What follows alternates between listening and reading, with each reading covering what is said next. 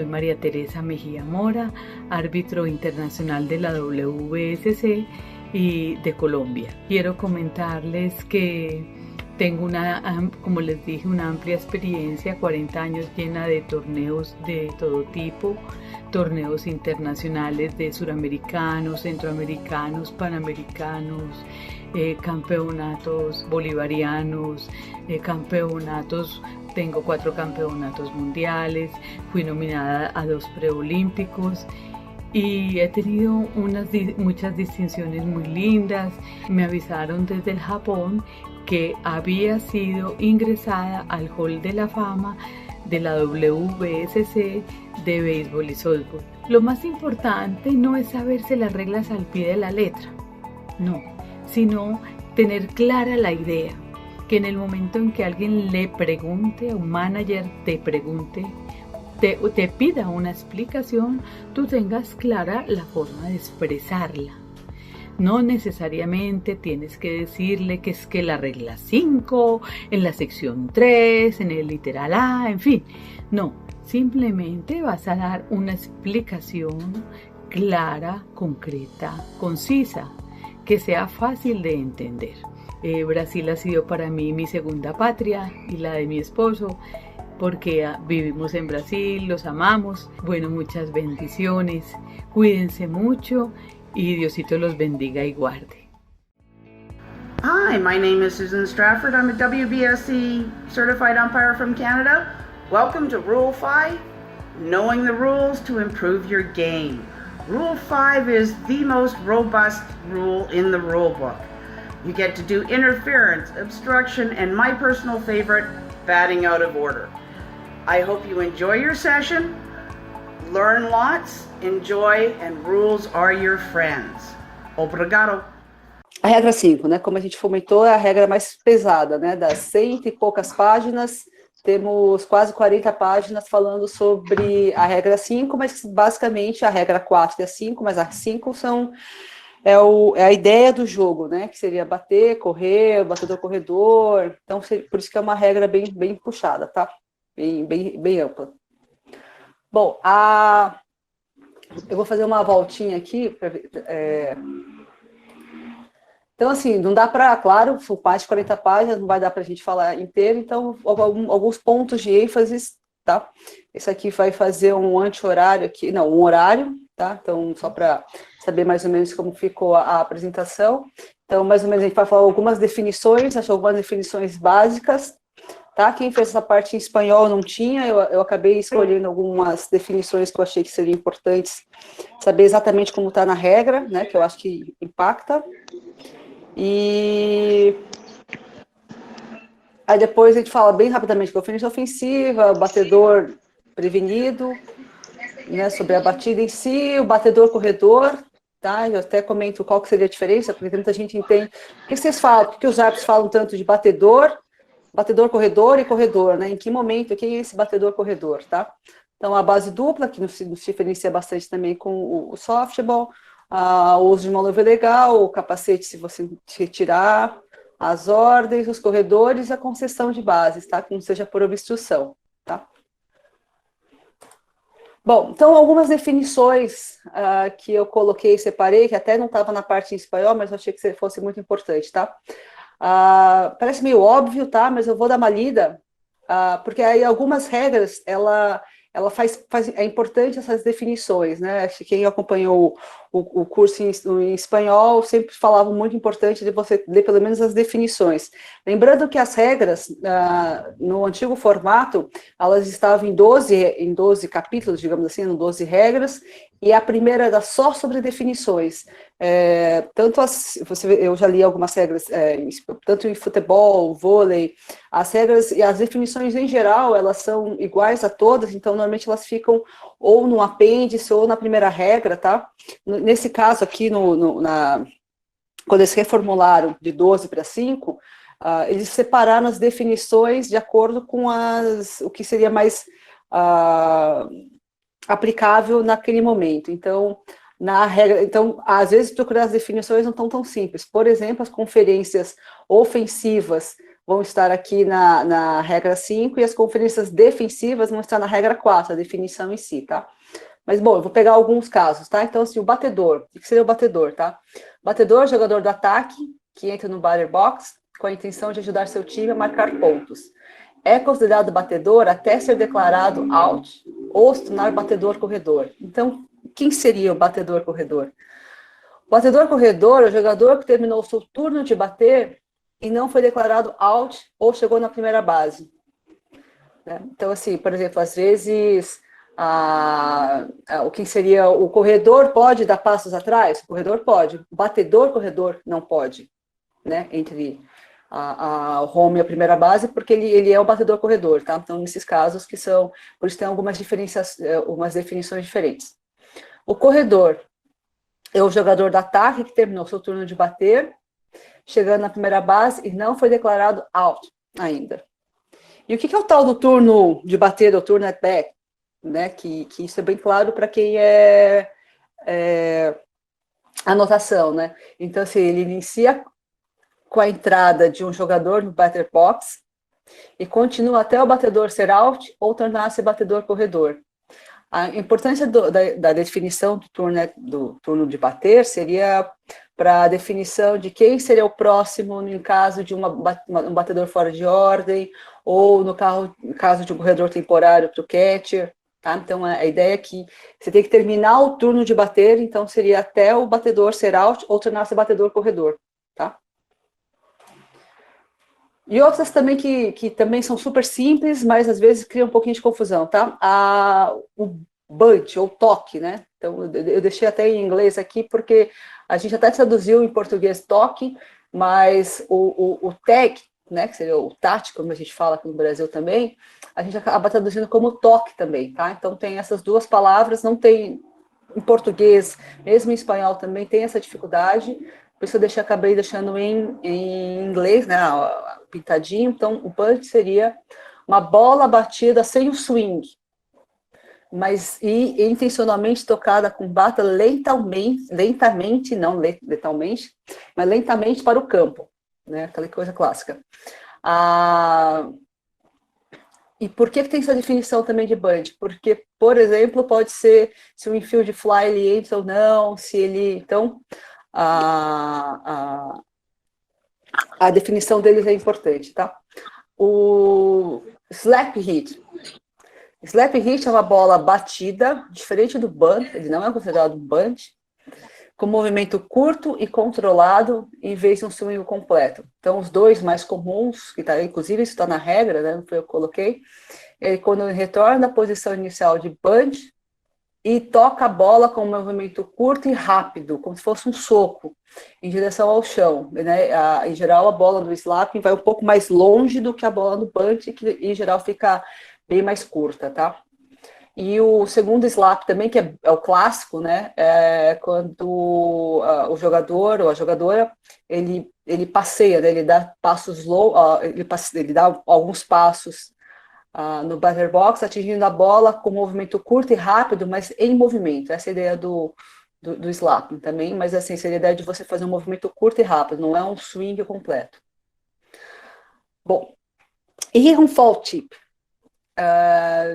Incrivelmente, essa definição, tem muita gente que, eu mesmo, assim, a gente teve umas discussões que até tive uma discussão, inclusive com a Susan, a gente até chegou a falar com o Bob na época, né, quando eu estava no Canadá, sobre, parece que simples, mas o fall tip seria, né, uma bola batida, que vai ser strike e bola viva. É diferente do foul ball, né, que também pode ser um strike, claro, com menos de 2, mas a bola está, né, bola é morta. Mas as 3 condições devem valer para um fall tip.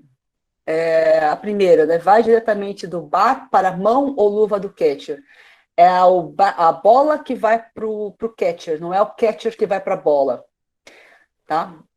Então, não sobe acima da cabeça do batedor, né, na verdade, seria do batter, né, não do back, e é legalmente pega pelo catcher, com a mão ou em geral, com a luva, tá? Esse vai diretamente do bat, quer dizer, não, se o catcher, se é uma bola, ainda que não tenha subido acima da cabeça do batedor, mas que, a juízo do árbitro, foi um esforço fora do normal, ou seja, o catcher foi na bola, não a bola que veio para o catcher, é considerado um foul ball. Então, nesse caso, se a pessoa pegar no ar, seria um out, tá? Seria considerado um out. E não necessariamente porque tem muitas vezes que falam, mas a bola não passou acima da cabeça do batedor. As 3 condições têm que valer para ser considerado um foul tip, tá?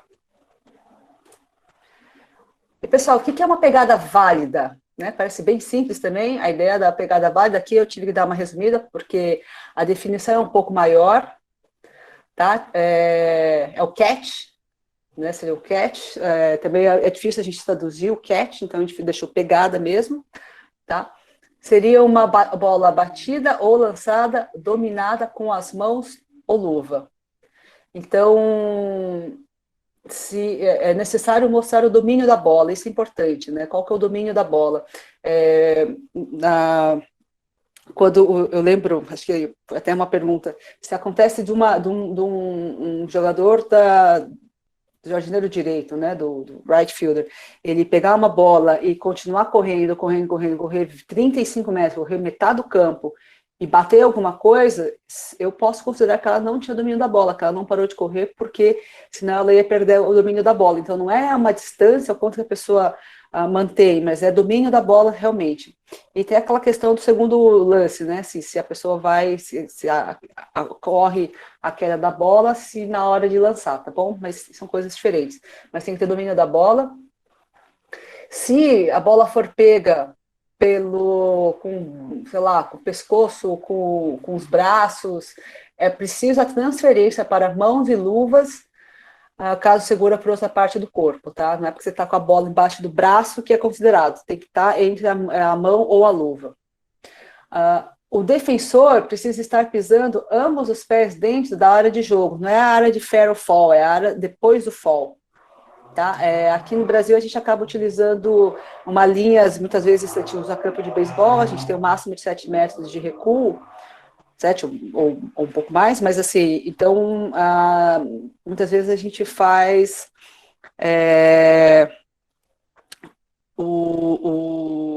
a gente acaba fazendo aquela linha. Então, para ser considerado válido, a bola pode até estar fora, mas os 2 pés da pessoa tem que estar dentro. Tá? Para ser considerado uma pegada válida, e não é uma pegada válida se colidir com outro defensor. Pegou, mas porque a ideia é que não teve domínio da bola, tá? Isso não são pegadas válidas, isso a gente reforça bastante, quer dizer, tem reforçado, não sei, faz um tempinho, mas nas ciclagens a gente sempre reforça isso com os árbitros. E um fake tag, né, que é eu nem traduzi porque a gente fala sempre de fake news, que eu deixei fake tag mesmo, tá? É uma forma de obstrução em que um defensor, sem a posse da bola, impede o progresso de um corredor que está avançando ou retornando a uma base. O corredor não tem que parar ou deslizar, apenas desacelerando com um fake tag é uma obstrução. E tem até mais, né? Até o Fernando Matsumoto pode comentar no final. Esse caso era bem clássico, essa coisa do fake tag, ela é de uns 10 anos para cá, tá? Então, quem jogou há muito tempo atrás fala, nossa, mas sempre teve aquela... Você não toca a bola e fingir que tem, né? Então, se a pessoa acaba fazendo isso de uma forma que a pessoa põe em risco a integridade física da outra pessoa, você pode até dizer que foi atitude antidesportiva e seria considerado uma expulsão do corredor também, tá? Bom, e o infield fly? Field fly, eu comecei a jogar lá no começo dos anos 90, era o que a gente mais revisava, e mesmo assim ainda tem muitas pessoas que ainda têm dúvida, né, o que é bem difícil. Bom, o que é um infield fly? É uma bola fair fly, uma bola fly no campo interno, não incluindo um line drive ou uma tentativa de bunt. Por isso que é uma diferença. Se é uma tentativa de bunt que sobe, não necessariamente vai ser um field fly, tá? Não é um field fly, que pode ser pega por um jogador do campo interno com esforço normal.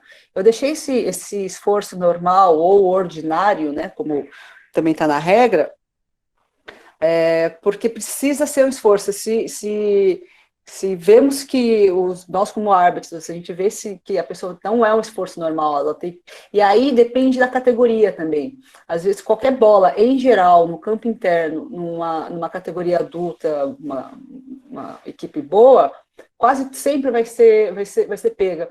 Mas às vezes pode ser aquela bola que é um pouco mais curta, vai cair no pé do pitcher, ou mais para frente. Então, não necessariamente essa é uma bola de infield fly, né? Nem todas as bolas dentro do infield são infield fly, tá? Lembrando, claro, que tem que estar com primeira e segunda bases ou bases cheias, né? Primeira, segunda, terceira bases ocupadas e, claro, com menos de 2 outs. O arremessador, o defensor ou qualquer jogador externo que se posicionar no campo interno na jogada será considerado dentro do infield para o propósito desta regra. Isso deve ser o caso se o pessoal do outfielder joga muito dentro, né, enfim, depende da jogada, depende da estratégia da equipe. Lembrando sempre que o infield fly ele é uma regra para salvaguardar, proteger os corredores, né, de uma jogada em que você possa fazer um double play, deixando a bola cair.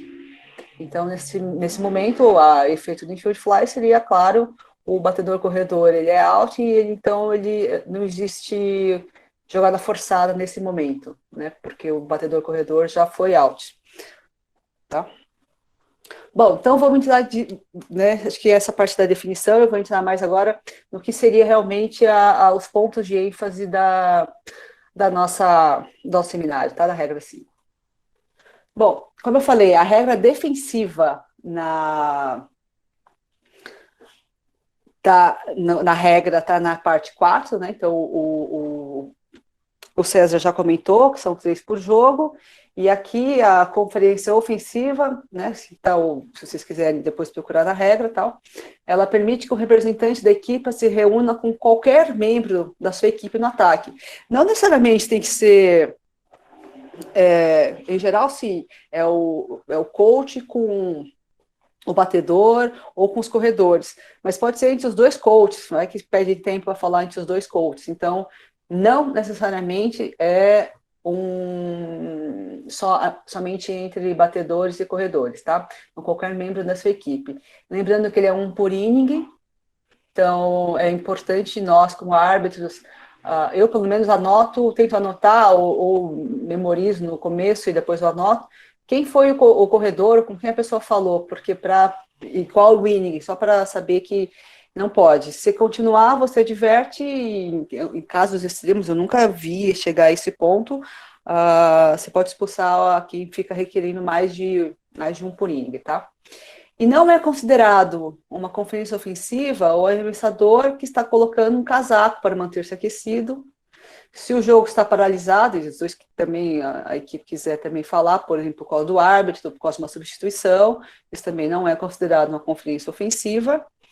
Esse é defensivo e está conferenciando, né? Uma daquelas 3 ao longo do jogo. Lembrando que se a ofensiva deve estar pronta quando termina a conferência defensiva. Senão também pode ser colocado uma conferência ofensiva para o ataque, tá? Se demorar muito depois que a defensiva já terminou.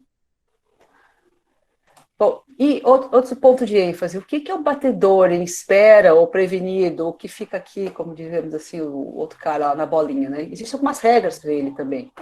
Bom, primeiro, claro, existe aquela bolinha, não é à toa, deve permanecer no círculo. Eu até comento que aqui, nesse caso aqui, acho que é uma falta de beisebol, isso aqui deve ter mais de 10 metros, enfim, o ângulo, enfim, está muito... Mas está bem grande, deve ter mais de 10 metros. Aqui no Brasil, os nossos campos acabam ficando muito perto, tá? No desenho, no campo de jogo, acho que vocês viram na regra 2, também tem mais ou menos onde tem que ficar. No Brasil, às vezes, a gente acaba não fazendo certinho, mas eu sempre, e o Barão também é um cara que também sempre manda, sempre é legal a pessoa ficar do lado contrário de quem está batendo, tá? Do círculo que está batendo. Antigamente você podia ficar do mesmo lado. Hoje, se tem um batedor, nesse caso aqui, né, que no desenho, é um batedor destro e o cara que está na canhota. Aqui é bem difícil no desenho, mas é muito fácil, às vezes, a bola ser uma bola, um alto corner, né, uma bola fora, que a pessoa só coloca para fora, só toca e pode vir na pessoa. Muito difícil uma bola vir por trás. Então, em geral, isso é facultativo, mas eu aconselharia a usar sempre o círculo das costas de quem está batendo, tá? Então, mas tem que permanecer no círculo. É obrigatório o uso de capacete. Não pode ser usado mais de 2 bats ao mesmo tempo. E o bata, né, que a gente fala, não pode ter nada anexado. Lembrando que a gente já viu na regra 2, em especial como o taco é ótimo, né? O bata de softball, ele não tem aquela cabeça mais gorda, muitas vezes pode ser pode na virada, né, no swing, pode soltar e ser uma arma isso, tá? Ele não pode interferir na oportunidade do defensor realizar uma jogada, tá? Então, não é porque você está no círculo que se o catcher precisar usar em caso de vai pegar um fly ou precisa sair porque vai ter uma jogada, vai ter um lançamento que saiu descontrolado, a pessoa tem que sair de lá, tá? Não pode interferir numa oportunidade de jogada, senão é uma interferência do batedor prevenido. Então, nesse caso, claro, pode deixar o círculo quando se converte em batedor, claro. Para guiar um corredor vindo da terceira base para o home plate, isso é muito comum. E para evitar uma interferência, seja qualquer uma, né? Então, e o que acontece se o batedor espera ele, né, nesse caso aqui, ele não usa capacete, né? Em jogos oficiais é obrigado. Então, primeira advertência, segunda expulsão. Aquele caso dos dos anexos, né? Eu não sei bem exatamente como é que chama essa parte, mas isso aqui não é permitido. Primeiro você pede para retirar, segunda você pode expulsar. Se interfere com o defensor, né, o que eu estava comentando, se ele fica lá parado, interfere com o defensor. Aí tem dois pontos, tá? Se for vou pegar o de baixo primeiro. Se for um fly ball, né, um fall fly ball, e ele atrapalhar, interferir, o corredor é out, e os outros corredores voltam à base que estavam no arremesso, tá? Simples. Mas se for em um jogador, uma jogada em um corredor, se ele interferir nessa jogada, a penalidade é um pouco mais forte. O corredor mais próximo do home plate é out, tá? Porque ele não vai ser um fly ball, porque ele provavelmente já está tendo outra jogada. E os outros corredores voltam à última base tocada na interferência, tá? Pode não ser necessariamente o corredor que naquele momento você está batendo a jogada. Às vezes você está fazendo uma jogada no corredor da segunda e o corredor da terceira que vai ser out, porque se o batedor prevenido interferir na jogada, tá? Então, sempre tomar muito cuidado com isso, sair do caminho em caso da defesa. Bom, e o batedor? O batedor também. O batedor deve usar capacete, claro, com as 2 orelhas, e aqui no Brasil estamos a partir acho que do ano que vem ou do outro ano, não estou lembrando bem como a gente passou no último congresso técnico, tem que ter a proteção facial, tá? Nas categorias de baixo, tá? No adulto nem tanto, mas seria bem interessante temos muito dentistas aqui no nosso meio e todos eles foram unânimes que é muito forte, é uma porrada muito grande no rosto, que seja algo evitável, tá? Bom, o batedor também deve estar em posição dentro de 10 segundos após o árbitro declarar play ball. Em geral, o árbitro não declara play ball antes, se todo mundo não estiver certo, mas muitas vezes o árbitro está sentindo que o batedor demora demais para vir, está andando, ou conversando, ou entre innings, ou demora demais, você pode considerar um play ball e ele tem que estar lá, né? Então, eu poderia dar um ball para ele. Não, um strike, desculpa, né? Ao contrário, só se for para o pitcher. Bom, e os pés dentro do batter box. né? As linhas fazem parte do batter box e devem permanecer com pelo menos um pé entre os arremessos. Tá? A gente, hoje, o entendimento de quem participou de uns 2 anos atrás, lá um campeonato, em que às vezes a pessoa só te dava um pé entre arremessos, hoje, e a gente no CT a gente já tinha, que precisa pelo menos, claro, entre arremessos, pode sair, desde que não atrase. Se atrasar, sim, tá? Então, então tem que permanecer, a não ser, claro, foi o fall ball, teve o catch jogou para a bola para a segunda base, tá? Então, pode ser feito de uma forma mais para agilizar o jogo, tá? E os jogos internacionais também, além do relógio de 20 segundos, que eu me lembre, no último pré-olímpico no Canadá, eu acho que o que foi mais aplicado não foi nem os 20 segundos do pitcher, né? Mas o que foi mais aplicado foi a demora do batedor, né? Então se canta um strike para ele, tá? Você canta uma vez e de repente todo mundo vem rapidinho para bater, tá? Bom, e a ordem de batinho, né? O line-up, que é o que a Susan até comenta que é a parte preferida dela, tá? A ordem de batinho, o line-up, né, deve ser seguida por todo o jogo. Então, se um batedor é primeiro batedor, ele tem que ser, nem que ele saia e entre, mas ele não pode bater, como a gente já viu, seria reingresso legal, tem que manter por todo o jogo. E o primeiro batedor de cada inning é o próximo após o último a terminar o turno de bater, claro, no inning anterior. Tá? E o que acontece se tiver um batedor fora de ordem?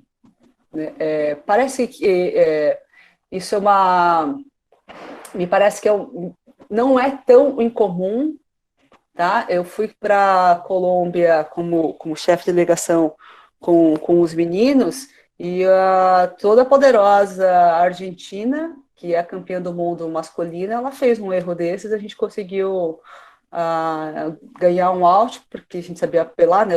Assim, não sou eu, meus técnicos também sabiam apelar, porque realmente estava fora da ordem de batingo, tá? Porque enfim, eu vou falar que eles bateram o home run nessa aí, mas na segunda eles não bateram, tá bom?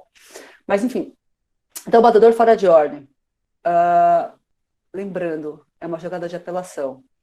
Se tudo que a gente falar não aconteceu nada, ou se a apelação for feita de uma forma, que aqui são as 3 formas, não acontece nada, mas se ninguém falar nada, como eu diria naquela primeira lá, ficou quieto, Deus não ouve, então não vai ter, tá? Mas assim, se o batedor fora de ordem, ele tá lá ainda, ele não terminou o turno de bater, ele ainda não tá como batedor corredor, só um batedor. Então, ele não terminou o turno de bater, o que acontece? Só o batedor, ele é considerado um batedor, então, ilegal, e o batedor correto entra no lugar dele com balls e strikes, e qualquer avanço de bases e pontos são legalizados, porque a ideia é que, mesmo que tenha passado um roubo de base da primeira para a segunda, isso tá ok também. Se teve um passed ball, um white pitch, que entrou ponto enquanto estava de batedor, isso também vale, tá? Se a apelação é feita antes do batedor não terminar o turno. Aí o segundo, se a apelação é feita após terminar o turno de bater, por isso que eu coloquei na definição que seria exatamente o turno de bater, e antes do próximo arremesso. Então, o batedor que deveria bater é out, pronto. Se veio o quinto no lugar do quarto, o quarto já é out. O avanço de bases e pontos pela batida são invalidadas. Então, se bateu hit, entrou ponto, são invalidadas e qualquer avanço de bases. Mas os outs prevalecem. Então, se foi uma jogada, teve uma jogada na segunda base, o quinto rebatedor bateu, no lugar do quarto, é um out, apelar nesse momento, e vamos dizer que tinha um corredor na primeira, que morreu na segunda, esse out também, seriam 2 outs nessa jogada, tá? E ficou meio pequeno aqui, mas dá para ler, né, que o próximo batedor é o próximo do que foi out, ou seja, é como se estivesse restabelecendo a ordem, né, o line-up, a ordem de batida. O batedor impróprio, entretanto, só volta a bater após a volta completa. Tá? Essa é uma mudança que teve nessa última regra de 2018, que, por exemplo, nesse caso, teria que vir bater o terceiro, não, o terceiro e veio o quinto. Né? Então, por exemplo, fez a apelação certinha, o quinto, a batidas não valem, e então viria o quarto a bater. E o quinto, se ele vier, né, seria na próxima, ele tem que esperar todo mundo dar volta para ele poder bater de novo, tá? Porque vamos dizer assim, ele já bateu e o out foi considerado. Nem que ele tenha sido, tá? Então não vale porque tipo, os pontos são invalidados e tudo volta. Tá? E lembrando que a apelação, às vezes, acontece, às vezes esse caso é o último out do inning. E aí a equipe na defesa tem a possibilidade, né, não é facultativo, fazer uma apelação para corrigir a ordem de batedores para o próximo inning, tá? Mas tem que fazer naquele momento, porque se esperar todo mundo sair e depois entrar o outro time, e depois falar, naquela última lá era aquele cara, já passou o tempo, tá? Então seria antes da defesa inteira sair, fazer essa correção da ordem de batedores, tá? Mas o que acontece se a apelação vem após terminar o turno e depois do próximo arremesso? Legal ou ilegal? Ou quando é feita se dá 4 bases para a próxima, né? 4 bases não, 4 bolas, ou seja, aquela andada intencional. Não é à toa que lá está escrito que quando se tem 4 bolas intencionais, é considerado um arremesso, por causa desses pontos de regras, tá? É também considerado um arremesso, porque se você fizer isso depois de alguém falar que quer mandar a pessoa para a primeira base, também isso não vale, tá? Bom, se acontecer isso, né, tem uma apelação, o avanço de bases e pontos são validadas, tá? Mas e o próximo batedor é o próximo após o batedor incorreto, é como se tivesse regularizado, então, o batedor anterior. Tá? Então, na verdade, no fundo, apelar depois que foi feito, depois de um arremesso, quase não tem valia. Tá? Então, o interessante é se notar que tem um batedor fora de ordem, realizar essa segunda opção aqui. Tá? Então, terminar o turno e antes do próximo arremesso. E só um detalhe que às vezes você pode pular, às vezes, 3, 4 batedores, tá? Isso é meio raro, mas se acontecer, um corredor não será retirado da base para bater em seu próprio turno, não há penalidade. O seguinte batedor será batedor legal, batedor, não bateador, tá? Esse é o caso que às vezes pula muitos e chega a hora o está da segunda, terceira base, seria a hora dele bater, correta. Mas se ele ainda está como corredor, eu não tiro o cara de lá, né? Então, só pula e não tem nada, não há penalidade, não é um out, não é nada, tá? Só pula. Bom, e o que seria... Quando que o batedor é out? Né? E depois a gente vai ver que tem o batedor corredor, depois o corredor é out. Mas quando o batedor é out? Então, ponto de ênfase, tá? Parece bastante, mas eu dei uma resumida, tá? Então... O batedor é out, a bola está viva, e os corredores podem avançar a risco quando? A regra é o terceiro strike, basicamente, tá? O terceiro strike com sem swing ou um fall tip, bola viva. E lembrando que é o terceiro strike e a primeira base, e se a primeira base está ocupada com menos de 2 outs, tá? Então, se tiver... ele não é out se não tiver ocupada a primeira base ou se tiver mais acima de 2 outs, tá? Então, esse seria mais os corredores estão vivos, os outros corredores estão vivos. Bom, e o que seria bola morta? O batedor ainda é out e bola morta aqui, né? Segundo. E os corredores regressam à base que estavam no arremesso quando o batedor faz um swing falso no terceiro strike e a bola toca qualquer parte do seu corpo, tá? Inclusive as mãos. Se na hora de fazer um swing, o bater nas mãos na hora de fazer um swing, é considerado que foi feito swing, é considerado um strike, bola é morta, tá? E o batedor é out. Já aconteceu comigo também, tá? Mas eu tava jogando de pitcher, não batendo.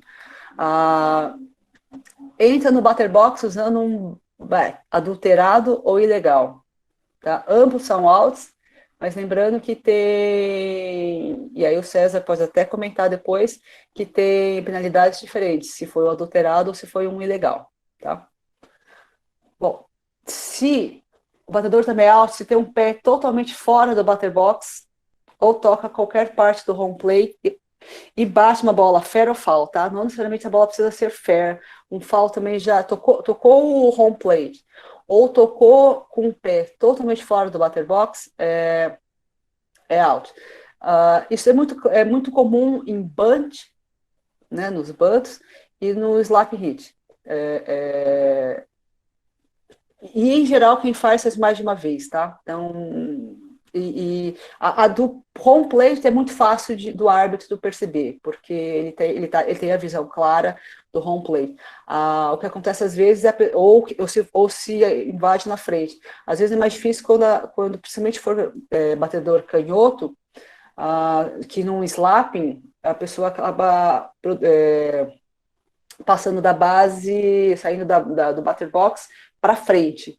Tá? Lembrando que dependendo da altura do jogo, você não vai ter mais as riscas, mas mais ou menos você sabe, né? O batter box é grande, é gigante, tem 2 metros, mas dá para saber, tá? Tem mais ou menos onde que tá. Claro que você não vai colocar um pouquinho a mais, um pouquinho a menos, tem que ter saído bastante, tá? Bom, mas saiu pela regra ela. Então, se sai do batter box para ganhar impulso, nesse caso seria para trás em geral, né? Quando vem para trás da área invade a área do catcher, dá alguns passos, e o slapping também, e também o batedor é alto se encostar na bola também. Se não encostar, não é nada. O batedor é alto também se passa na frente do receptor enquanto o pitcher está recebendo ou aparentemente está recebendo o sinal. Tá? Quando você quer trocar de batter box. Não estou dizendo que isso não pode, mas tem um momento para fazer, porque isso seria muito... aqui no Brasil eu não vejo muito, tá? Mas seria muito para você saber o que o sinal do catcher, tá? E se bate uma bola batida fair, pela segunda vez, a menos que ainda esteja completamente dentro do batter box e com o bato na mão, foul ball, ou isso é até relativamente comum, tá? Esse ponto que seria virar foul ball, esse aqui. Esse aqui é mais difícil, a pessoa já tem que estar, só quando acontece quando tem um slapping mesmo, que acaba batendo e a pessoa já está fora do batter box. Tá? Mas também é out se estiver fora do batter box. E esse aqui é relativamente raro, mas quando o bat atinge a bola de forma, vamos dizer assim, não intencional, quando a partir do momento que você faz a batida e joga o bata no chão, pode ser que a bola tenha ficado por lá. Então, se que até a dica do Fernando Matsumori, foi o bata que foi para a bola ou foi a bola que foi para o bata? Tá? Mas se a ideia, a ideia é que assim, parece que foi intencional essa jogada de bola para dificultar a defesa ou para dificultar ou realmente tocar, também pode ser considerado batedor eliminado. Bom, e o batedor corredor, né? Então, quando ele se converte, a gente falou um pouquinho lá na definição. Então, o batedor, e aí, ou seja, encerra seu turno de bater, tá? Então, o batedor se converte em batedor corredor quando bate legalmente na bola fair ou foul, né? Esse fall é quando a pessoa, em geral, o fly fall que é pego, tá? Então seria um out de qualquer forma, mas assim, se não continua valendo, tá? Não terminou o turno de bater. Então, a regra do terceiro strike não agarrada, bola viva, que a gente viu anterior. Bom, e também vira batedor-corredor quando ele deve, você vai tocar a primeira base por bolas, bola viva ou bolas por bola intencional. E a bola está morta. Lembrando que também nessa última revisão da regra, você pode fazer bola intencional a qualquer momento, claro, pedindo a bola morta, mas a qualquer momento. Até então, você tinha que fazer antes de começar a jogar bolas. E você pode, então, estar na 2 strikes, você pode fazer também bases por bola intencional, hoje. Então, o quarto. Quando o receptor ou qualquer jogador defensivo obstrui, impede. Desculpa que está colocando aqui 2 impedes, mas eram 2 palavras muito parecidas em inglês, na verdade é esconde, tá? Impede e esconde que o batedor bata uma bola lançada. É bem raro, mas também vira batedor-corredor e, em geral, nesse caso, o receptor, em geral, o receptor que acontece isso, que seria o catch obstruction, né, por exemplo. Então, quando uma bola fera atinge a pessoa, o equipamento anexado, ou as roupas do árbitro, ou o corredor, tá? Nesse caso também, porque se for a roupa do árbitro, né, o próprio árbitro, ou um outro corredor, continua sendo uma bola, continua sendo uma batida, e tem penalidades diferentes. E nesse caso aqui, o equipamento anexado, a gente vai ver mais à frente, que pode ser também, por exemplo, se uma bola fair e o catcher pega a bola com a máscara, tá? Isso não poderia ser utilizado, tá? Então, por exemplo, isso também, então, atingir pessoa, equipamento anexado, ou mesmo boné, essas coisas, tá? Mas a gente fala mais à frente, quando chegar a parte de equipamentos, tá? Também. Ou quando é atingido por arremesso nas mãos, essas não são parte do bate, isso eu já até comentei, tá? É um mito isso, que a mão faz parte do bata, não, a mão faz parte do próprio corredor, tá? Outro momento também que vira que o batedor-corredor se converte em batedor-corredor, claro, é um batedor Romoran, né? Então, a gente fez até o pessoal lá de fora, eles até fizeram sobre o que seria o caso do Romoran específico, né? Então, sim, o que seria? O Romoran tem que passar sobre a cerca em território fair, claro. Se ele toca a luva do defensor e passa sobre a cerca em território fair, ou impacta na parte superior da cerca e ultrapassa o limite fair. Essa parte, a parte superior da cerca, seria como fosse um muro, né, no caso. Então, se a bola tocar no defensor e depois sair, também pode ser usado no Romoran. Se toca o poste de fall acima da linha da cerca, né? Acho que teve na primeira ou na segunda, perguntou se tem aquele poste de fall, né? Fazer fall fair, claro, acima da cerca, mas o poste de fall, ele é considerado fair, inteiramente fair, né? Então, se tocar o poste, também, ok, é Romoran. E é tocada por um defensor, estando em zona de bola morta, e a bola sobrepassaria a cerca em território fair. Esse caso seria aqui no Brasil não seria tão impossível, porque nossas cercas são temporárias, né? São aquelas cercas que o Zé Roberto acha super perigoso, aquelas estacas, mas a parte verde, né, que a gente acaba usando, as telas, elas são fáceis de ultrapassar, né? Então, se a pessoa ao ultrapassar e pegar lá de fora, fica assim, essa ideia que a bola não vale, tá? Bom, e o que não seria? Se a bola passa uma distância menor, né? Lembrando que pode ser considerado em campos adaptados, né? Que não é tão raro, alguma parte ser menor do que a outra, né? Acho que eu lembro alguns anos atrás, no campo dos Gigantes, lá que era na Marginal Tietê, tinha uma parte do right fielder, lá na parte do direito, que era menor. Então, dependendo do campeonato, só valia se passasse acima da cerca.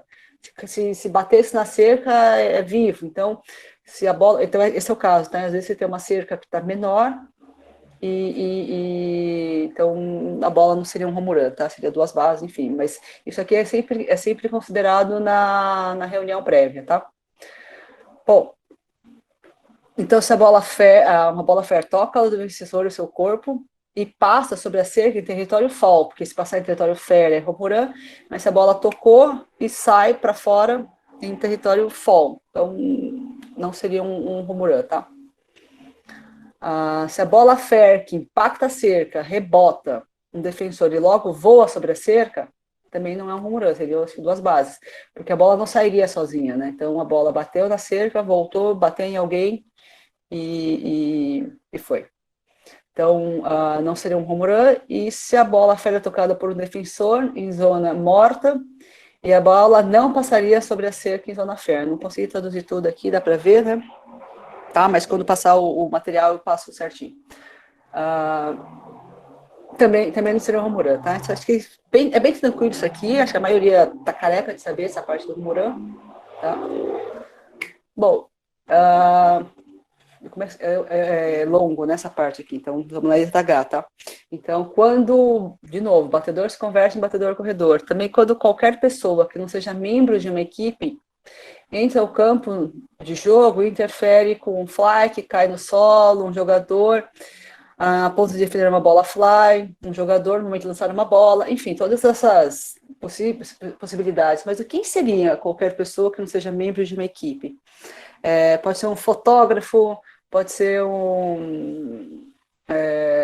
pessoas que não estão necessariamente envolvidas no jogo ou não deveriam estar lá, né? Não é o coach, não são as jogadoras, não é substitutos, tá? Então, mas nesse caso também o batedor terminou o turno de bater e se transforma em batedor corredor.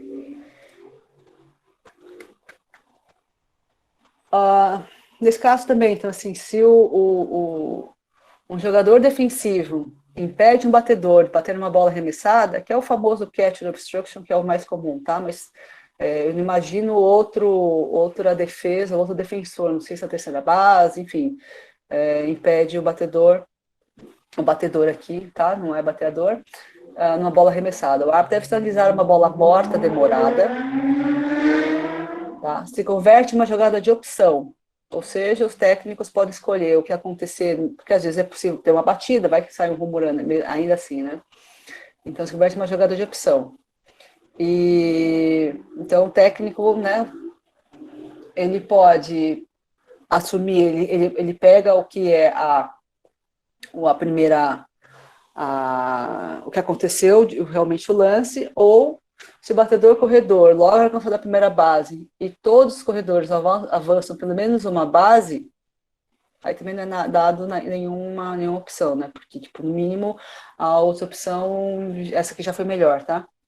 Então, se o técnico não quer tomar o resultado da jogada, então a obstrução do catcher será imposta, tá? Então,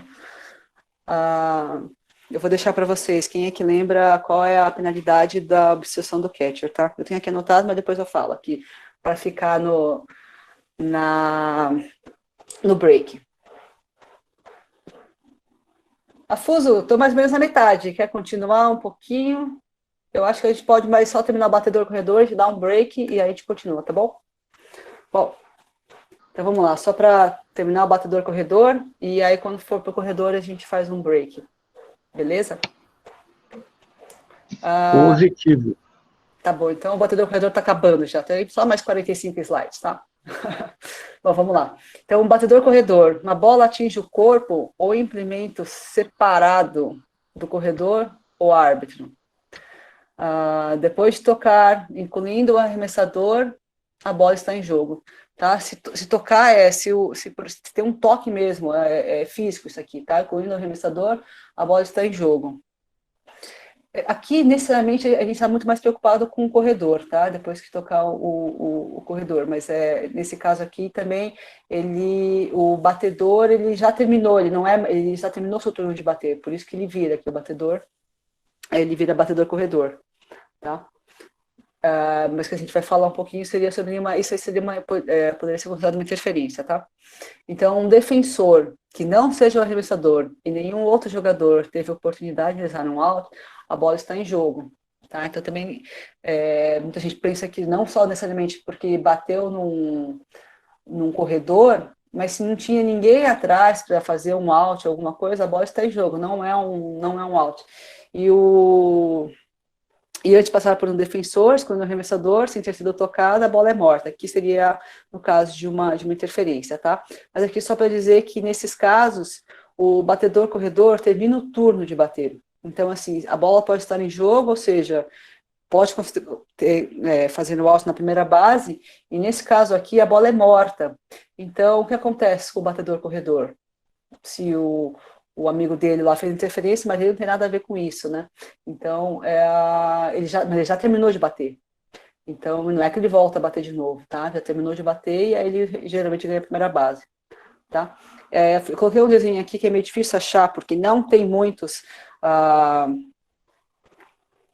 o árbitro tomando uma bolada, né? Porque em geral o árbitro ele é aconselhado, tirando o cara da segunda base em mecânica de quatro, a ficar de quatro árbitros, ficar nas linhas, né, de primeira e de terceira, sempre no lado fall, tá? Um dos motivos é porque se a bola bater e o árbitro estiver dentro do campo, o árbitro é considerado, digamos assim, chão, tá? Se a bola bater nele, alguém pegar, já não é mais fly, tá? Então, cria muitos problemas, então melhor ficar fora das linhas, tá?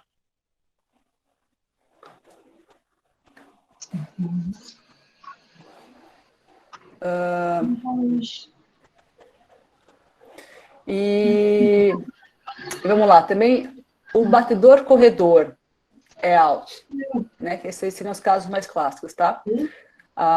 Quando a bola está viva e os corredores em risco. Jogo normal, vida que segue, tá? Quando o receptor derruba o terceiro strike, a bola está viva e os corredores em risco. Um defensor pega um fly, ao bater uma bola fera, é tocado antes de chegar à primeira base, tá? Se seria alto, não, mas é só para dizer que seria um alto fácil, tá? Falha e avançar para a primeira base e entra na área da sua equipe, quando uma bola batida é fair, quando é uma base concedida por bolas, quando deve avançar legalmente para a primeira base. Isso aqui também tem uma diferença do beisebol, e sempre as pessoas acabam perguntando, porque no beisebol, se a pessoa já desistiu, assim, saiu um pouco da área lá, mais ou menos, você já pode continuar alto. No softball, a pessoa tem que entrar na área da sua equipe, ou seja, no dugout, tá? Ou no bench. Tá? Então, o batedor corredor também é out em field fly, a gente já comentou um pouquinho, field fly é declarado. Quando bate e toca apenas a porção fair da base dupla, tá? Se for uma jogada simples, ele deveria usar a posição fall, tá? Então ele pode ser considerado alto, mas isso também é uma apelação, tá? Lembrando que isso aqui é uma apelação. Se ninguém fala nada, não é nada. Se ele corre fora da linha de 91 centímetros, né? A gente fala da linha de 1 metro ou de 3 pés, tá? Na verdade, se não tem uma jogada, dificilmente a gente aplica, tá? Mas se tem uma jogada em especial por exemplo, um caso muito clássico é bunt que acaba fechando, tem essa linha de 3 metros depois da metade da ida para a primeira base, e o catcher, se o catcher for esperto, ele joga nas costas, né? Então, assim, porque ele vai estar fechando o lado. Né? Ou uma outra que também tem muito na internet, aqui eu devo fazer isso aqui amanhã, seria de ter uma bola batida em direção para a base um pouco mais lenta e o próprio corredor bate o batedor corredor bate na primeira base que estava fazendo a defesa, tá? Também o batedor corredor é out. E isso não é apelação, né? O árbitro tem que cantar na hora. Quando um corredor é fisicamente assistido durante um fly e a bola é pega, eu não entendi muito bem em que momento seria muito claro, mas de qualquer forma, porque isso aqui a bola é pega, o batedor corredor seria out, tá? Mas está lá na regra e estava lá na discussão em espanhol. Mais um pouquinho, então assim, B, lá a bola estava viva, tá? E aqui a bola está morta. O corredor deve retornar à base antes do arremesso, quando o batedor... Bom, primeiro, falha no uso do capacete aprovado, tá? Então, de novo, capacete super importante, lá. Mas se ele acaba utilizando, então, falha no uso do capacete, também primeira advertência, pode ser out e até expulsão, tá bom? Então, assim, ele sai da linha de 1 metro, né, ou 91 centímetros, 3 pés, e interfere, que é aquilo que eu estava comentando agora, tá? Defensor dando lançamento à primeira base, uma bola lançada, impedindo o jogador de fazer jogada na primeira base, tá? Isso é o que eu estava comentando agora. Tá? Interfere com o defensor, tentando lançar uma bola batida. Esse aqui, eu entendo também, é lançar, mas tanto faz como fazer a jogada em si, tá? Porque aqui embaixo, então ele fala, interfere com o jogador tentando lançar uma bola. Então aqui deve ser, provavelmente, foi a tradução na hora que eu digitei, que deve fazer assim, tentando defender uma bola batida, tá?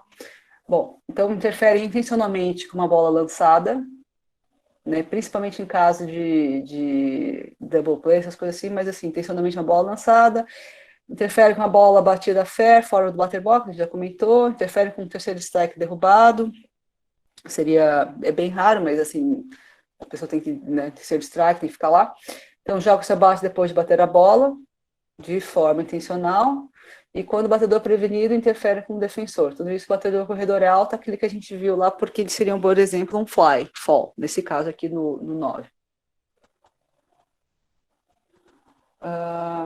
Acho que é isso. Agora acabou a parte do... Não, ainda tem mais aqui, ó, porque a parte seguinte, nossa, é gigante essa parte aqui, tá? Então tem o 9 aqui, seria o que? O 10 aqui também. A bola é morta e continua, tá? Tá acabando, gente, para fazer um break. Um membro da equipe da ofensiva que não é batedor, batedor corredor ou batedor prevenido interfere com o defensor tentando pegar uma bola batida. Se a interferência for óbvia para evitar uma jogada dupla, o corredor mais perto do home plate também será declarado out. Parece que às vezes é meio repetitivo, tá? Mas a regra é isso mesmo, tá? Tem a parte batedor, batedor corredor e depois a parte corredores. Ela não fala sobre necessariamente um lance, ela vai falar sobre tudo que é a respeito do batedor, então ela acaba repetindo, isso é normal, tá? Porque ou você escolheria, porque o que não vai ser tão repetitivo seria, por exemplo, no livro de casos, tá? Então aqui a regra às vezes parece meio repetitiva, parece muito parecida mesmo, tá?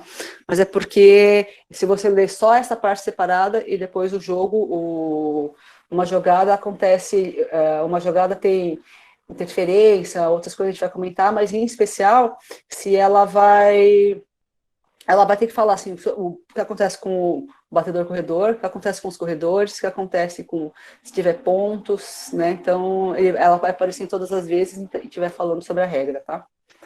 Bom, então o 11 aqui. Interfere intencionalmente com uma jogada no home plate, dá passos atrás em direção do home plate para evitar ou atrasar ser tocado por um defensor. Tá? Isso aqui é importante, passos, tá? E se só você jogar o corpo, forma de evitar, não necessariamente. Mas na regra está escrito assim, step back, tá? Então tem que ser passos mesmo, tá? Então, mas com o corredor não é, claro, o corredor pode fazer aquele rundown play, né? O sanduíche, enfim. Então, por isso que o corredor pode, mas o batedor corredor não. O batedor corredor só pode para a primeira base e para frente, né? Não pode voltar. Então, quando em jogo, ele apenas toca a parte fair da base dupla e colide com um defensor, porque essa é a ideia da base dupla, né? Provavelmente esse defensor pode ser, claro, gerar a primeira base, mas pode ser o cara da segunda base cobrindo a primeira base também, tá? Então, nesse caso, a não ser aquela questão quando a bola vem pelo lado fall, aí que se pode ter essa troca, mas se vem do lado fair, o batedor corredor é obrigado a pisar na base fall, e se tocar a base fair e colidir com o defensor, dependendo dessa colisão, pode até ser considerado atitude esportiva e ser expulsão, tá? Então, com menos de 2 outs, 14. Menos de 2 outs no corredor na primeira base, o defensor intencionalmente derruba uma bola fair fly. Uma bola fly é permitida repelir, rebotar e não deve ser considerado como uma queda intencional. Isso aqui é aquela queda intencional com o corredor só na primeira, tá? Porque se tiver mais que isso, vai ser o infield fly. Mas nesse caso, o defensor intencionalmente derruba uma bola fly.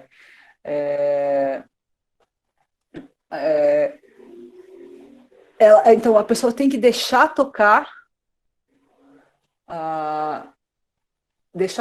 e depois pegar. Se a bola simplesmente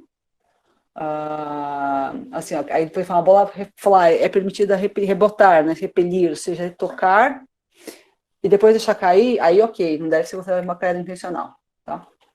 E um bunt de foul após o segundo strike, né? Se sair for um foul no terceiro strike, também considerado batedor, corredor é out. Tem bastante casos, então, batedor, corredor é out, tá? Esse é o mais longo, tá? Então, se vocês acham que vale a pena, tá? Essa aqui é a regra 5.52. Assim, quando a gente voltar aqui, eu vou dar um break agora para o Afuso, eu volto basicamente um pouco na regra, só para mostrar também a carinha, tá bom? Aqui, pessoal, acho que vocês estão conseguindo ver, a gente estava falando sobre o batedor, corredor é out, tá? Deixa eu entrar aqui no tela. Colocar o apontador a laser. Esse aqui, olha, o 15, por exemplo, que a gente estava comentando agora, nesse ponto do... eu não sei se vocês lembram como é que estava, mas eu achei que não estava muito claro, tá? E eu fiz uma tradução bem literal do que está em inglês agora, tá? Se quiser, eu até mostro para vocês como é que está em inglês, mas eu acho que ficou mais fácil, tá? Então, com menos de 2 outs no corredor na primeira base, um defensor intencionalmente derruba uma bola fair fly, incluindo um line drive ou um bunt, tá? Nesse caso, nem estava a questão em espanhol, que pode ser pega com esforço ordinário, né? Um esforço normal. Isso que é importante também, e depois ser consolada com a mão ou a luva, tá? Eu fiquei na dúvida naquela questão, já fui agora para a questão, a regra em inglês, e é isso, assim, se você simplesmente deixa a bola cair ao chão, que aí eu fiquei me lembrando, isso que eu estava em bronca do Matsumori, se a bola foi deixada cair ao chão, eu já fiz essa pergunta para ele falou assim, porque você nunca sabe exatamente onde vai. Se você apenas deixa a bola bater na sua mão, né, o né, quem é jogador experiente faz isso muito fácil, né, e deixa a bola cair, você também conseguiria fazer... E também por que existe isso? Porque você pode fazer uma jogada dupla, né, para proteger o corredor. Então, nesse caso a bola é morta, os corredores voltam, e no infield fly, que aqui é muito parecido com o infield fly, mas ele inclui o line drive e o bunt, o infield fly não inclui. Isso é considerado, aí se for o infield fly, ele já é bola viva, tá? Bom, continuando, e lembrando que o infield fly é sobre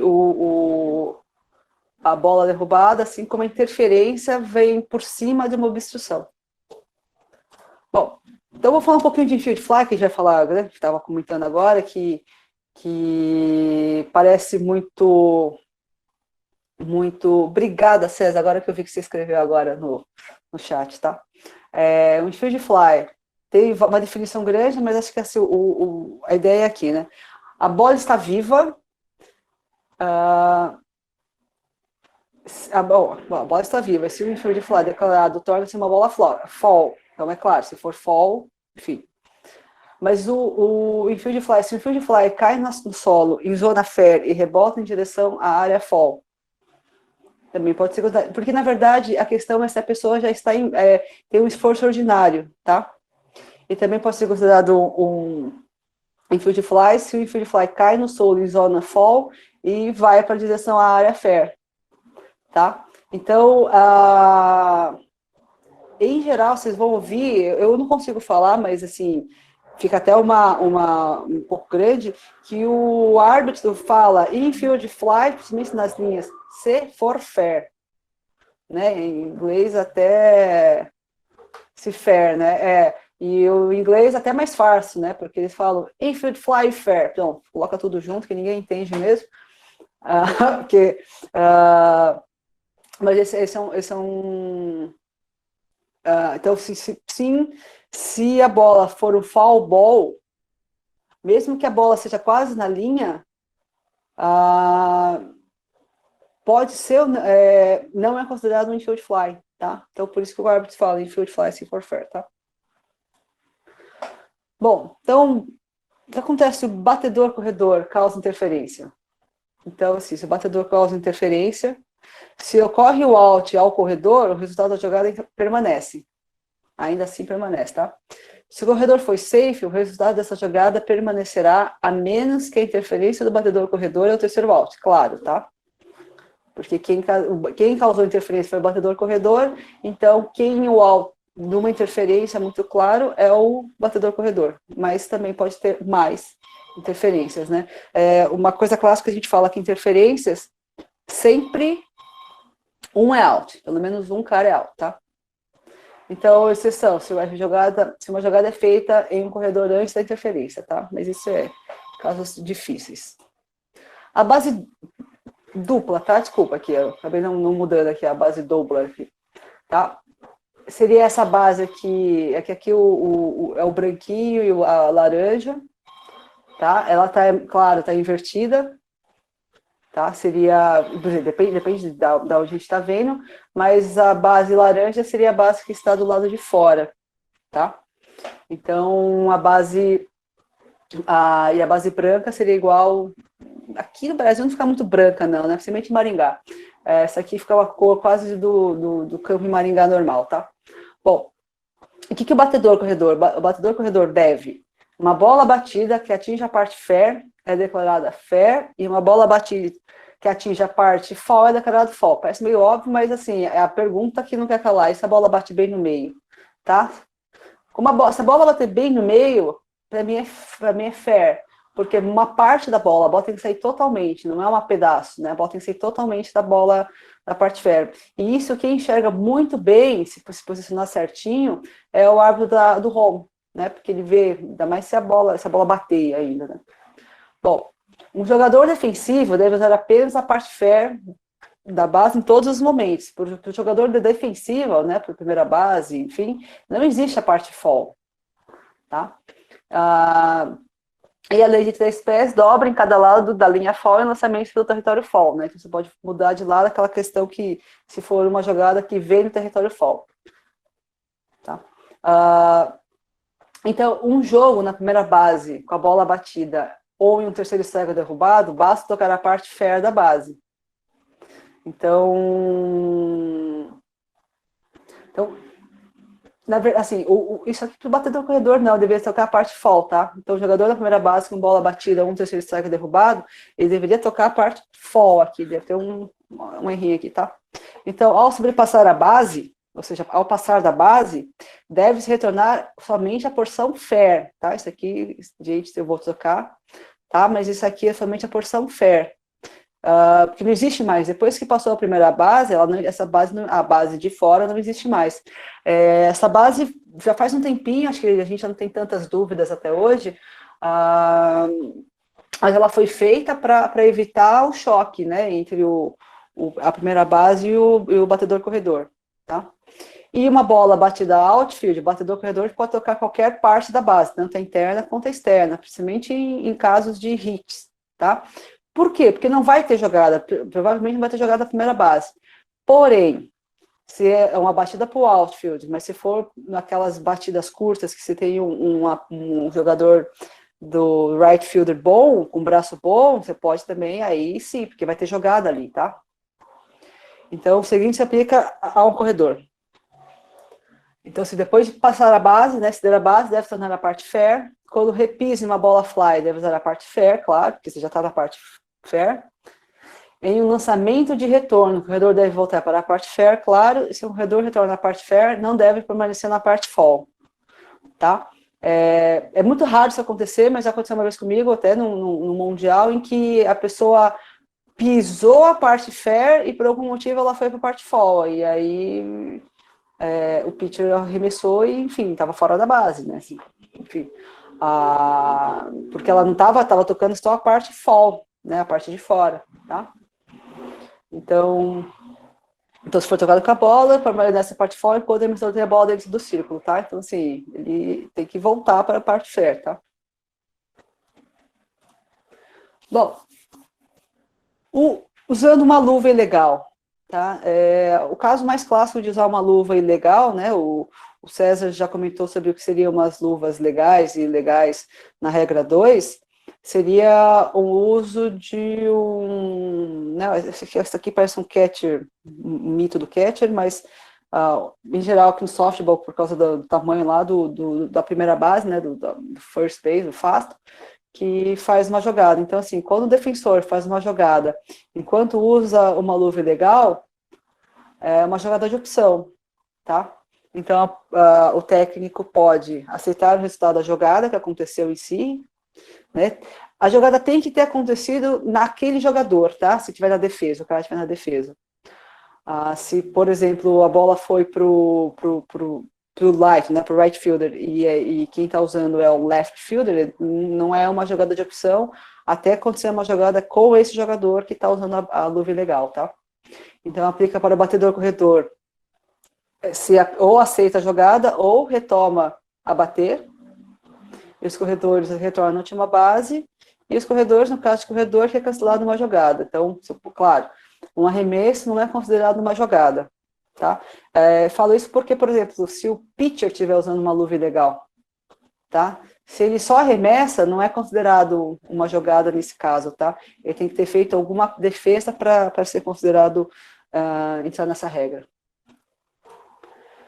Bom, capacete retirado, tá? O capacete retirado é o que a pessoa tira, vamos dizer que não intencionalmente, tá? Porque se for intencionalmente, o negócio... mas assim, o capacete que foi retirado da cabeça, tá? Então, com intenção, sem intenção, mas, bom, enfim.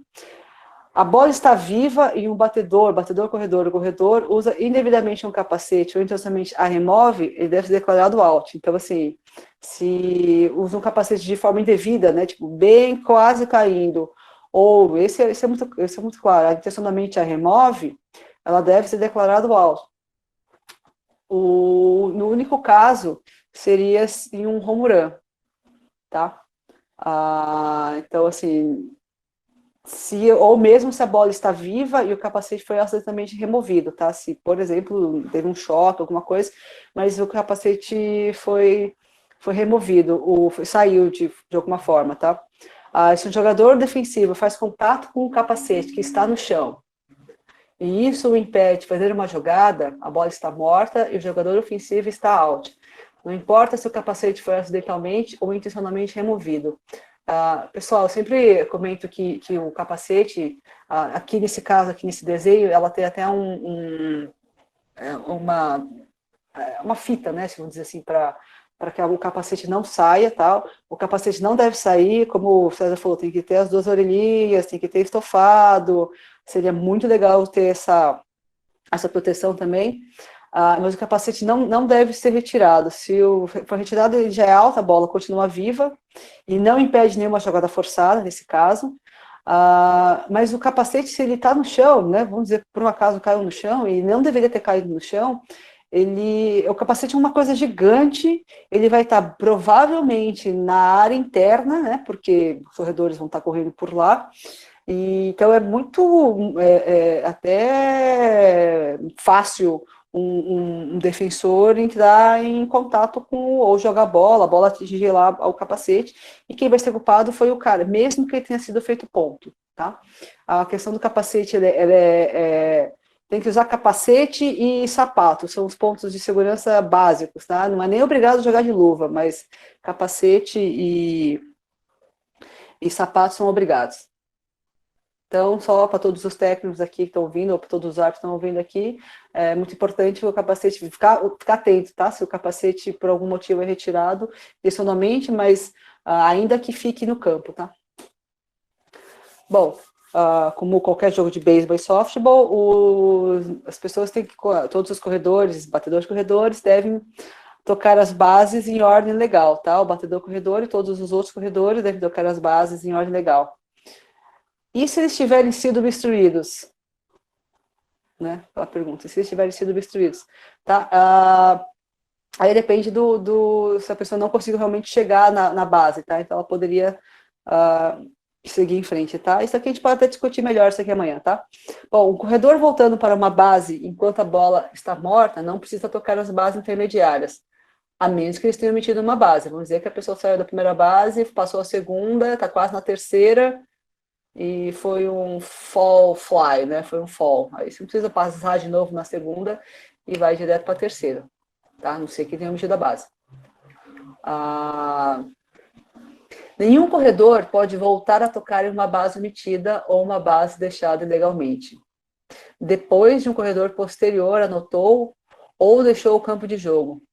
Isso aqui, se tem um corredor que, sei lá, tem vários corredores, que um não pisa a terceira base, se vamos dizer que tem mais corredores atrás, depois que o corredor de trás passou também na terceira base, não tem como voltar lá para tentar corrigir o erro, tá? Então, saída antecipada de uma base, uma bola fly não tocada por o defensor devem ser retocadas, claro, né, o retoque.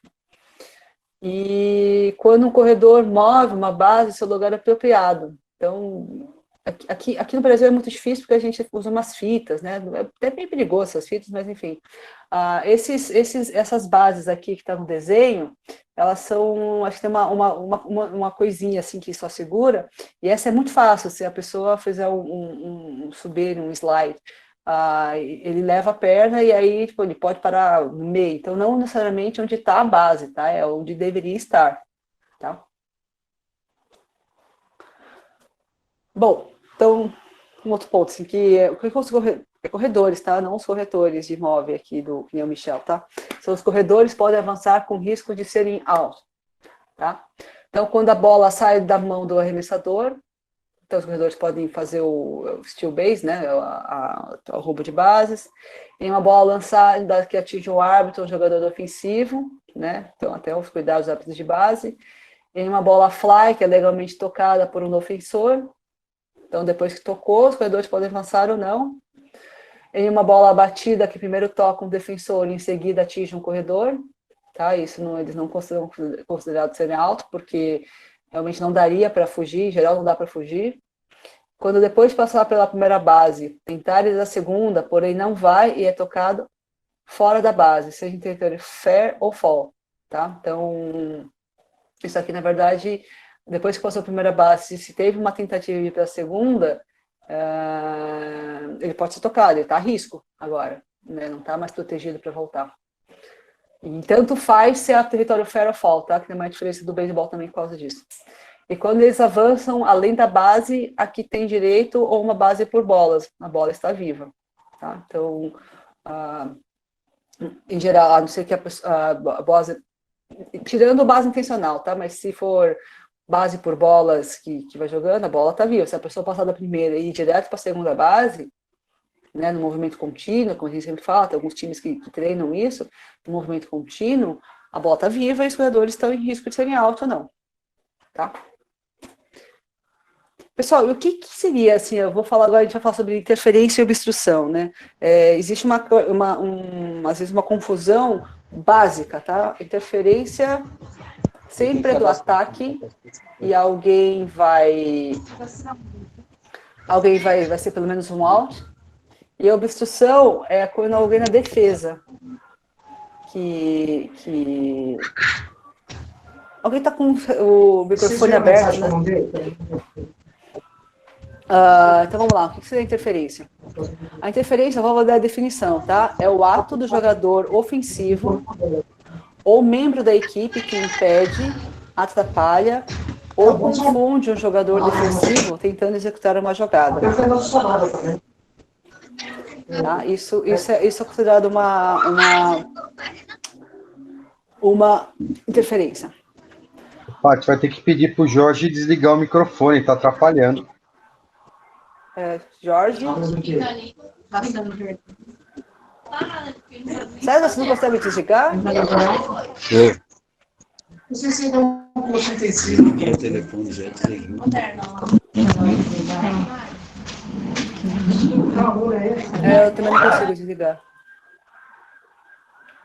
Bom, acho que agora foi, tá? Bom, essa parte aqui não estava necessariamente na parte de espanhol, mas eu peguei sobre a última comentário que o Bob Stanton, né, o árbitro-chefe mundial, ele colocou lá, tá lá nos documentos do pessoal do WBSC, tá? Na parte de documentos. Então eu fiz uma tradução meio literal, alguma coisa assim, tá? Então, assim, o defensor deve ser prejudicado, impedido ou confundido pelas ações do jogador ofensivo.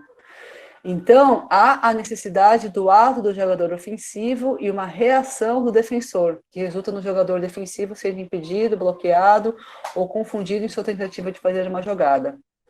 Tá?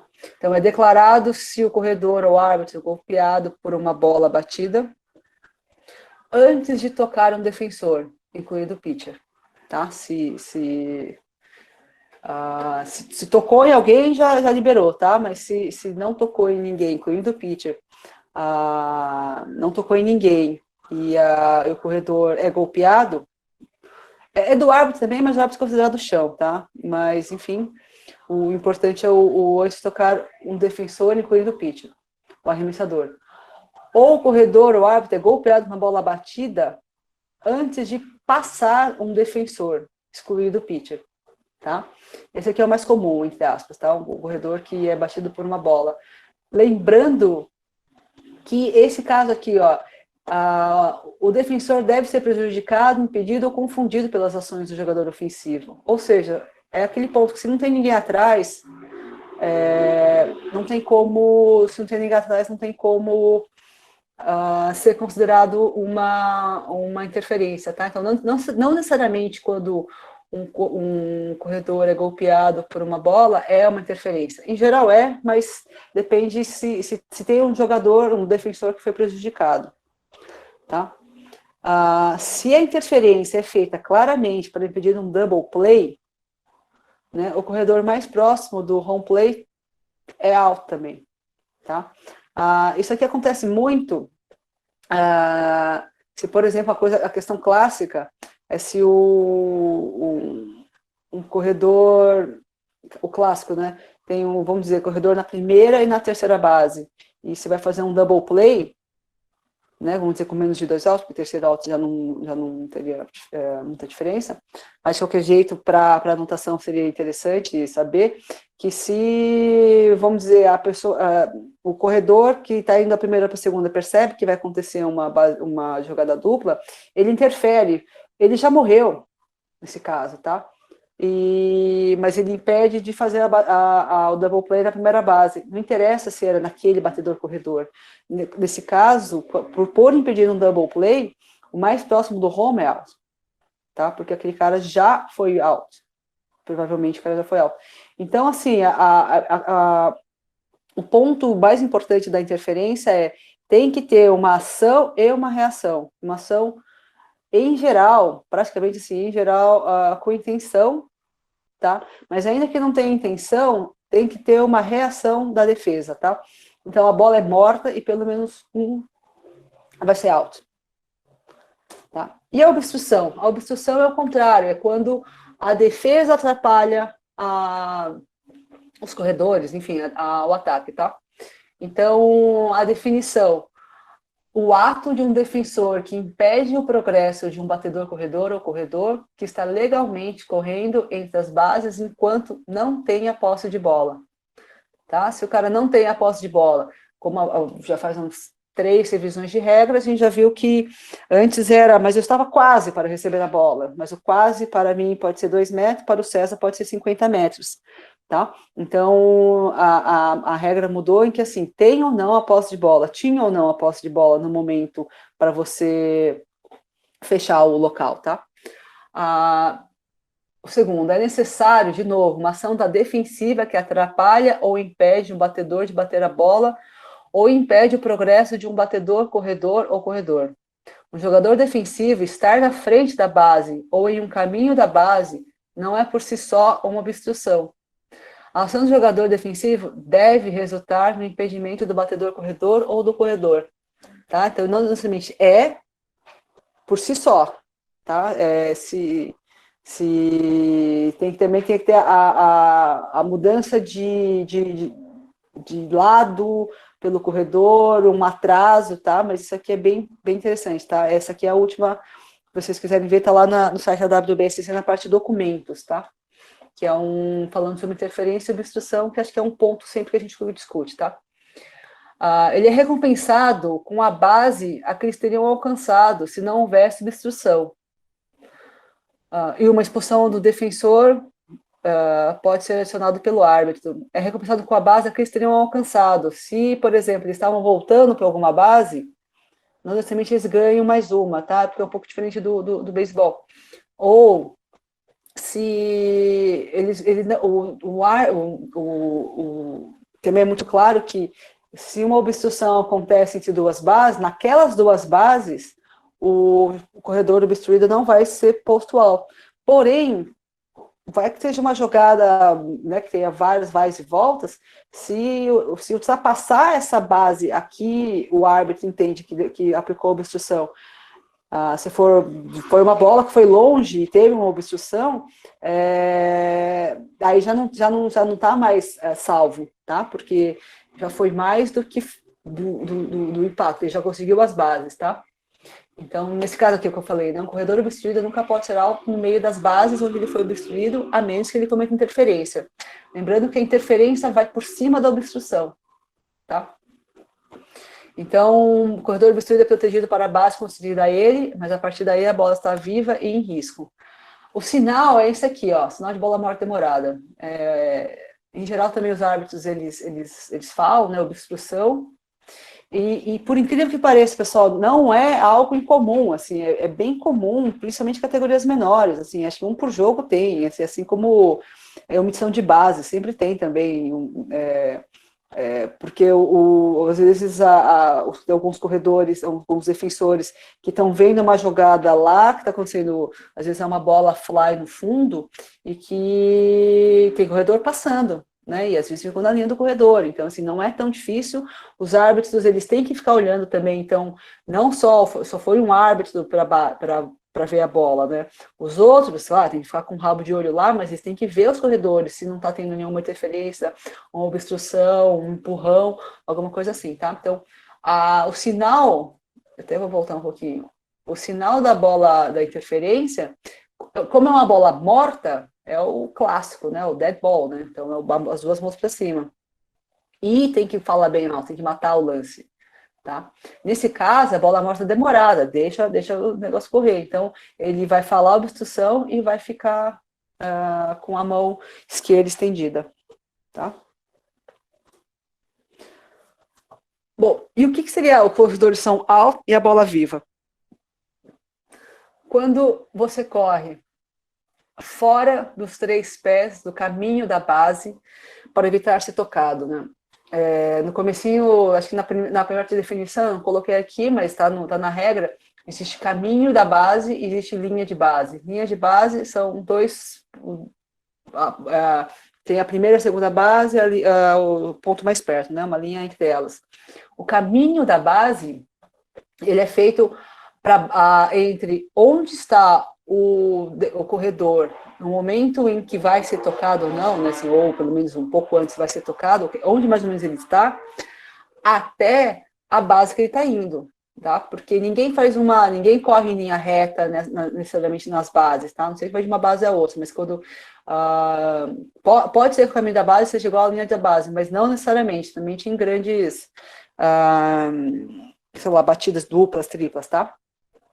Mas então, se for evitar ser tocado os 3 pés, né, 1 metro, se evitar ser mais ou menos um braço, isso ele pode ser alto e a bola continua viva.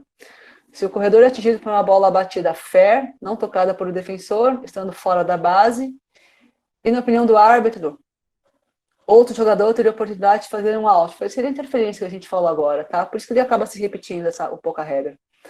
Quando um ou mais membros da equipe se reúnem em uma base e distrai a atenção do defensor que realiza uma jogada.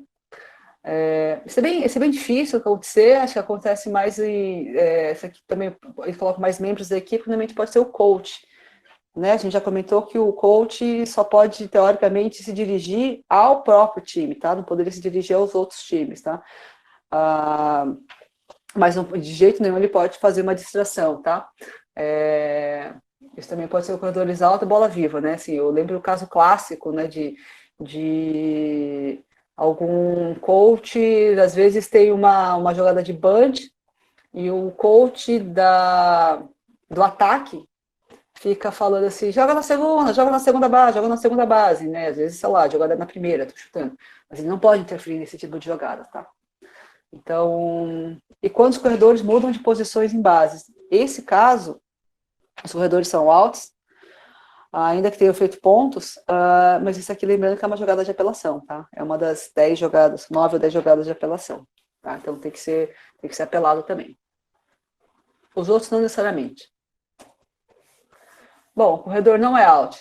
Quando tocado fora da base por uma defensiva, né, por um defensor, com uma luva ou mão e a bola está em outra mão, tá? Esse é o clássico também. Ele desliza sobre uma base e se move, desde que não tem tigre em frente, tá? Se desliza e fica lá, não tem problema, porque é a questão da base que se moveu, tá? Bom, aí eu vou fazer agora lembrando sobre a construção de bases, né? Construção de bases, bom, pode ser no máximo 4 bases, né? Então tem 1, 2, 3 e 4 bases. A gente vai falar um pouquinho eu vou falar um pouquinho dos pontos que tem aqui para cada uma base. Eu vou depois, se o César tiver a regra aí, quando eu terminar, podia mostrar como é que está na regra, né? Que está lá no finalzinho, 5.11, está bem facinho, tá? Então, só para vocês saberem, mas eu vou passar com comentários aqui. Tá? Questão de bases, né? Que essa é uma grande discussão, tá? Duas coisas. Então, assim, tem que saber quantas bases são e, segundo, da onde, tá? O que seria o fato gerador? Seria do arremesso? Do momento, porque pode ser do arremesso, pode ser da batida, pode ser, sei lá, 1, 2, 3 bases do momento que foi feita alguma infração, do momento que a bola, por exemplo, que a gente estava falando lá da arbitragem preventiva, um dos motivos que a gente faz isso também, porque senão você vai ter que ver quando a bola, por acaso, bater num equipamento não oficial, onde estavam os corredores naquele momento. E não quando a bola saiu, foi naquele momento. Às vezes o cara pode estar entre a segunda e a terceira base e o cara saiu da batida da primeira base, tá? Então, depende o que originou, tá? Então, sempre pensar em construção de base em duas formas, quantas bases e da onde, tá? Bom, então o que seria uma base? Seria uma base por bolas, devido a 4 arremessos ruins, e a bola está em jogo, isso é clássico. A base por bola intencional, a bola está morta. Quando um batedor é atingido por um arremesso, né, não tem que fazer um strike, alguma coisa assim. Em um arremesso ilegal, não batido pelo batedor, né, quem ganha uma base são os corredores. Em um arremesso que passa o catcher e está alojado na rede do backstop, se é aquela bola bloqueada. E quando um defensor involuntariamente leva uma bola batida para o território de bola morta. Tá? Isso é... Todas essas, nesse caso aqui, seria uma base a partir do momento que a pessoa saiu, tá? O restante, a maior parte deles aqui é do arremesso, é uma base do arremesso, mas nesse caso aqui seria quando a pessoa involuntariamente. E o caso clássico, né, que eu vou dar de novo esse exemplo do defensor involuntário, involuntariamente leva uma bola, é o left fielder que pega a bola, um fly, continua correndo e sai do campo do jogo, tá?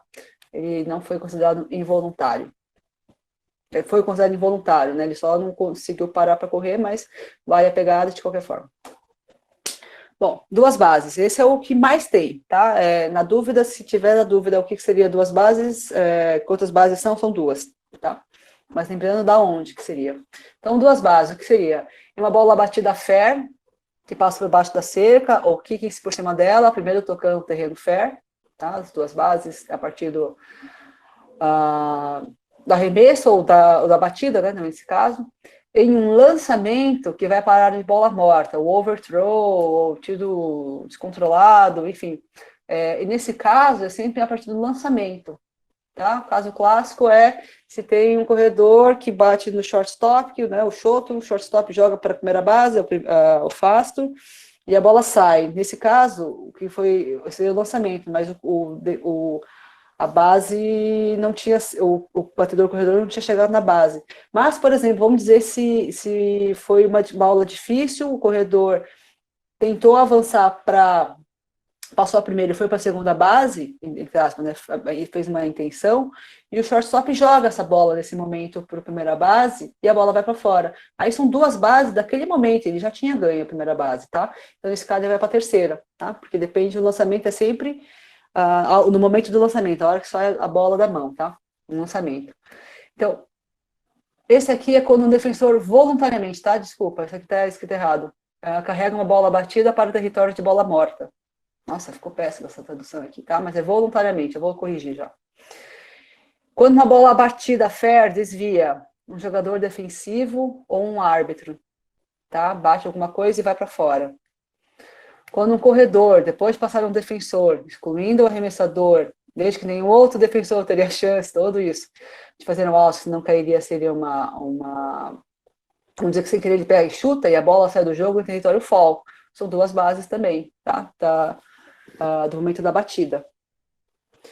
Ou aquele que a gente comentou, né? Quando o equipamento da defesa causa uma bola bloqueada, duas bases do arremesso ou do lançamento, tá? Mas nesse caso aqui, esse equipamento da defesa é quando, por algum motivo, o equipamento da defesa, assim, a roupa do catcher, né, pode ficar presa, né? Acho que é bem difícil. Ou a bola entra dentro do uniforme de alguém, tá? Porque se for um equipamento, vamos dizer, da ofensiva, que não é um equipamento oficial, que faz a bola bloqueada no momento do bloqueio, tá? Acho que não está aqui, mas seria o caso. Quando o defensor chuta, empurra, lança ou intencionalmente carrega uma bola viva para a área de bola morta, né? Então, esse caso aqui, tá? Então, esse aqui que está bem repetido, mas esse seria o caso aqui do defensor que intencionalmente leva a bola para fora. Também seria duas bases, tá? Do momento do que aconteceu o lance, tá? De falta de gerador, que eu coloquei aqui. Bom, três bases tem um caso só. É um equipamento desalojado, destacado de seu lugar e tem contato com a bola batida fair. Por exemplo, uma luva, né? Tem uma bola que eu não vou conseguir chegar na base, eu sou um defensor, não vou conseguir chegar na bola e jogo minha luva. Ou pego com boné, ou enfim, então, acho que há pouco tempo atrás me encaminhei até no grupo dos árbitros uma clarificação que era o infield fly, que acontece no infield fly, e o catcher pega a bola com a máscara, né, e foi fair, né, a bola fair. Então, sim, o batedor corredor é alto e todo mundo ganha 3 bases, né, vamos dizer que estava bases cheias, tá? Porque o equipamento desalojado do seu lugar, ele tem contato com a bola, tá? E 4 bases, são 2, mas basicamente um é o mesmo, né, quando o árbitro decreta um home run, a bola está morta. Ou nessa questão da terceira base, vamos dizer que a bola, o cara pensou, melhor eu tentar jogar o globo, ainda que pegue, são 3 bases do que 4. Não, se a bola batida fair poderia ser um home run, na visão do árbitro, mas foi tocado o equipamento fora do seu próprio lugar, 4 bases, né? Seria até injusto nesse caso. Bom, pessoal, obrigada, tá?